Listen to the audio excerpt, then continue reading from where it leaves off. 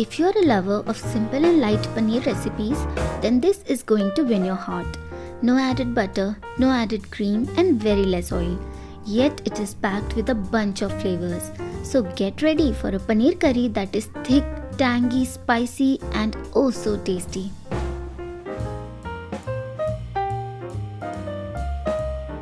In a big bowl, add a cup of thick curd, 1/4 cup of besan, salt to taste, turmeric, red chilli powder, kitchen king masala, and a drizzle of mustard oil. Whisk it to make sure there are no lumps. Then add cubes of paneer to it. To take this recipe up a notch, add diced onions, fragrant curry leaves, and a few slit green chillies. Let this flavorful concoction marinate in fridge for at least 15 minutes. Till then, prepare other ingredients for our gravy. Make a paste of onion, garlic, and ginger.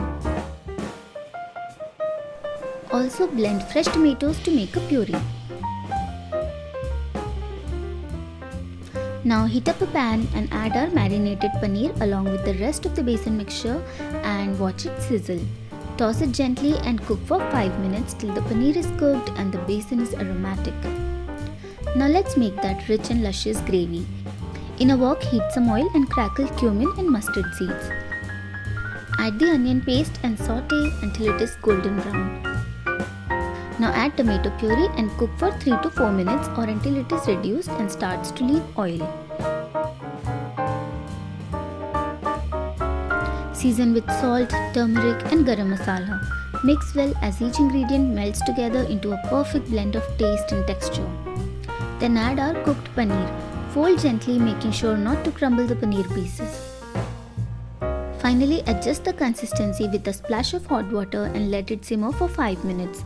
Serve this delectable curry with rice or roti and enjoy. I served mine with matar pulao, the recipe for which I can share if you want. Try out this recipe and see you soon in my next video. Bye.